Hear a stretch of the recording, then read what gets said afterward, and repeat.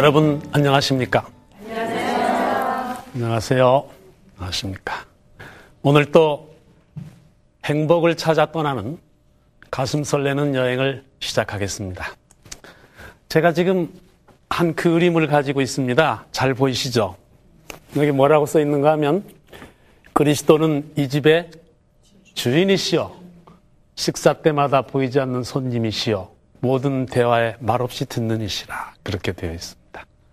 오늘 주제하고 맞아서 제가 가져왔는데 근데 여러분 이 그림이 보이십니까? 어떤 분한테는 이게 세계지도처럼 보이고 그렇죠? 아마 이 중에서도 절반은 이게 세계지도처럼 보일 겁니다. 저게 뭐냐? 어떤 분한테는 예수님이 여기서 또렷이 보입니다. 지금 표정을 보니까 여러분 절반은 안 보이시는데 세계지도를 보이시는데 저도 처음에는 놀림을 많이 받았어요. 저도 처음에는 안 보였거든요. 뭐 점만 찍어놓은 지도처럼 보였는데 여기서 자꾸 예수님이 보이신다고 그래서 나는 안 보인다 그랬더니 사람들이 이것은 믿음이 좋고 마음이 착해야 보인다 해서 제가 고민을 꽤나 했습니다. 근데 제가 우리 대학생들이 도대체 신앙이란 무엇입니까? 예수 믿는다는 것이 무엇입니까? 그럼 제가 이 그림을 자주 보여줍니다.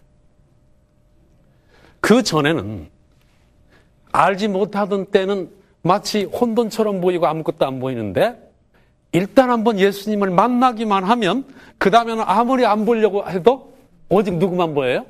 예수님만 보여요. 이게 신앙이죠. 참 신비스러운 것입니다. 아름다운 것이죠.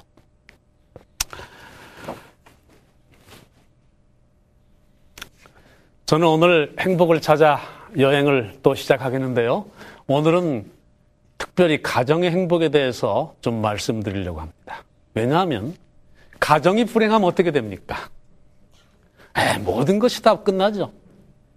가정이 불행하고 다른 것이 행복할 수는 없습니다. 아주 중요한 것이죠. 그래서 성경 말씀에도 가정의 행복이 얼마나 중요한가를 거듭거듭 말씀을 하셨습니다. 한국에 요즘에 가정에 문제가 많이 생겼습니다. 이혼율이 아주 높아졌어요. 그래서 학자들이 왜 한국에 이렇게 이혼율이 높나 연구를 시작했는데 결론 중에 하나는 이제 한국 여자들이 더 이상 참지 않아요. 그동안은 죽지 못해서 살았는데 이제는 아니라는 겁니다. 왜 죽지 못해 사느냐 그거예요. 우리 뉴스 한번 보고 시작합시다. 사회적 진출이 확산되면서 가치관 갈등 등으로 이혼율도 급속히 높아지고 있는 것으로 조사됐습니다. 지난 80년에 2만 3천여 쌍에 불과했던 이혼 건수는 해마다 급격히 늘어 지난해에는 13만 5천여 쌍으로 불어났습니다. 지난해 32만 쌍이 결혼했으니까 한 해 10쌍이 결혼하고 4쌍은 갈라서고 있는 셈입니다. 네, 됐습니다. 그러니까 10쌍이 결혼하면 몇 쌍 이혼해요? 4쌍. 꼭 이렇게 정확하지는 않지만은 한국이 참 문제예요. 그래서 세계에서 3번째입니다. 이혼율이. 우리가 남의 나라 흉 보던 때가 어제 같은데 미국 사람들이 3쌍 중에 하나 이혼한다 우리가 흉 많이 봤는데 우리가 40% 육박하게 됐어요. 최근에 그 통계청의 통계에 의하면은 한국 부부 중에서 75%가 이혼을 심각하게 고려해봤다고 합니다. 그러니까 이혼을 심각하게 생각한 다음에 행복할 수는 없는 것이죠. 또 지금 현재 살고 있는 남편과 아내를 다시 만날 생각이 있느냐 그랬더니 70%가 다시는 만날 생각이 없다. 그러니까 한국의 75%가 이혼을 생각하고 70%는 결혼 잘못했다 생각하니까 그중에서 40%가 이혼하는 것은 당연하죠. 문제가 많이 생겼어요. 부부는 정말 아름답고 행복해야 자식들도 행복하고 거기서 건강한 자녀들이 자라나는 것인데 부부가 이렇게 되면 문제가 생겨요. 한 TV 프로그램에서 할아버지 할머니들 모셔놓고 이제 퀴즈 맞히기를 하는데 할아버지한테 아나운서가 단어를 하나 보여주고 이걸 이제 사자성어를 보여주고 할머니한테 설명하는 거예요. 그 아나운서가 할아버지한테 무슨 사자성어를 보여줬느냐면 천생연분을 보여줬습니다. 그걸 설명하라고. 그랬더니 할아버지가 아주 자신만만하게 설명했어요. 천생연분을.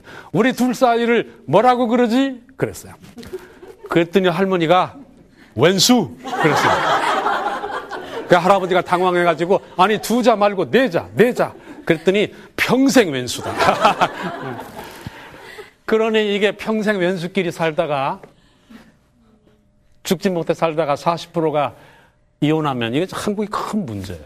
한국 가정이 지금 막 무너지고 있습니다. 가정이 무너지면 사회가 무너집니다.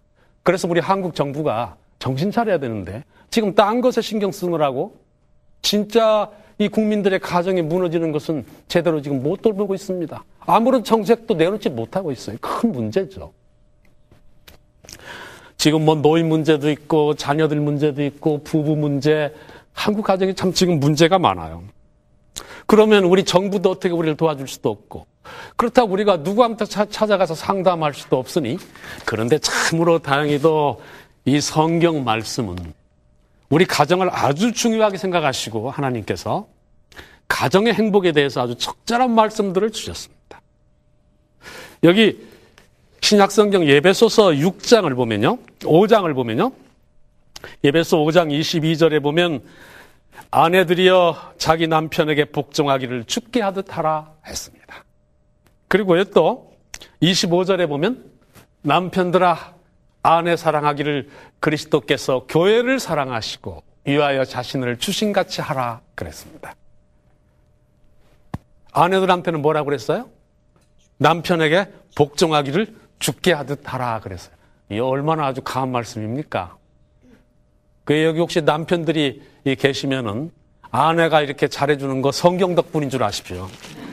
요즘에 남편에게 복종해서 죽기까지 남편에게 복종하기를 죽게 하듯 하라. 그렇게 하는 여성이 요즘 세상에 어디 있습니까? 그렇게 안 하려고 그래요.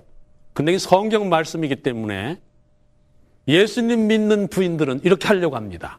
그러니까 남편들한테 얼마나 다행입니까? 성경 덕분에 참 우리 부인들이 잘해주는 것이죠, 우리한테.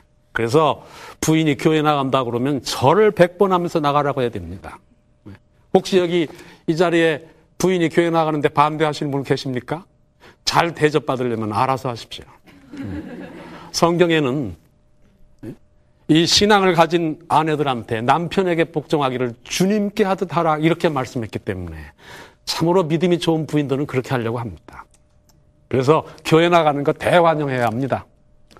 또 남편들한테는 뭐라고 그랬어요? 아내 사랑하기를 주님께서 교회를 사랑하시고 자신의 몸을 주심같이 하라 그랬습니다. 그러니까 어떻게 사랑하라고요? 아내를? 교회를, 예수님께서 교회를 사랑하듯이 하라 그랬습니다. 생명 바쳐 사랑하라 그 말입니다. 아내를? 그랬더니 어떤 남편이 저한테 그래요. 목사님 모르시는 말씀입니다. 아무리 그렇게 생명 바쳐 사랑하려고 해도 이쁜 짓을 해야 사랑하죠. 그래요. 그래서 제가 말했습니다. 교회가 언제 예수님께 이쁜 짓 했습니까? 교회는 6,000년 동안 미운 짓만 했어요. 우리도 그렇죠. 우리도 뭐 예수님 믿는다고 하면서 이쁜 짓 한 일 별로 없어요. 예수님 마음 아프게 하고 배반하고 그랬더니 축복만 많이 받고.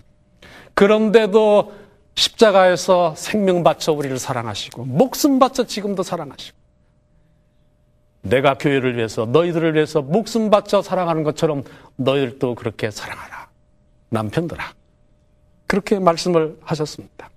자, 또 에베소 5장 33절에 보면요. 각각 자기 아내 사랑하기를 자기같이 하고 아내도 그 남편을 경외하라 그랬습니다. 그러니까 서로 사랑하기를 누구같이 하라? 자기를 사랑한, 자기 몸을 사랑하는 것처럼, 자기를 사랑하는 것처럼 그렇게 하라. 아주 좋은 말씀이죠. 자기를 사랑하는 것처럼 그렇게 하라. 그래서 사랑은 참 표현입니다. 아무 표현도 없이 나는 사랑한다 그렇게 말할 수 없어요. 근데 우리 동양 가정은 표현이 좀 약하죠. 사랑의 표현이. 요즘에는 좀 괜찮습니다만은 이 9세대는 사랑의 표현이 약해요. 제가 미국에서 좀 살다가 보니까 공부하느라고 좀 살았는데 미국 가정들은 참 부부끼리 잘해요. 이혼할 때는 하더라도 그 사람들은 뭐 이혼하는 게 문화니까 하나에 할 때는 하더라도 사할 때는 참 부러울 만큼 잘해요. 부인 생일에 미리미리 아이들 불러다가 너 엄마 생일 며칠인지 알지? 너 선물 뭐하냐? 뭐냐? 서로 중복되지 않게 다 남편이 준비시킨 다음에 그날 방을 하나 새롭게 꾸며가지고 그걸 서프라이즈 파티라고 그러죠. 안에 눈을 가리고 가서 거기서 눈을 이렇게 열어주고 불을 켜고 박수치고 아주 잘하죠. 근데 우리 한국에서는 가정에서 어떻게 합니까? 어떤 때는 어떤 분은 어떤 남편은 저한테 아주 자랑스럽게 말해요. 목사님, 저는 내 생일도 모르고 삽니다. 그래. 그 제가 속으로 물었어요. 겉으로는 말 못하고 속으로. 그럼 뭐하러 사는데요? 제가 속으로 그래서. 세상을 그렇게 삭막하게 살아서 참 우리 인생이 짧은데요. 우리는 헛것에다 시간을 어떤 때 너무 많이 씁니다.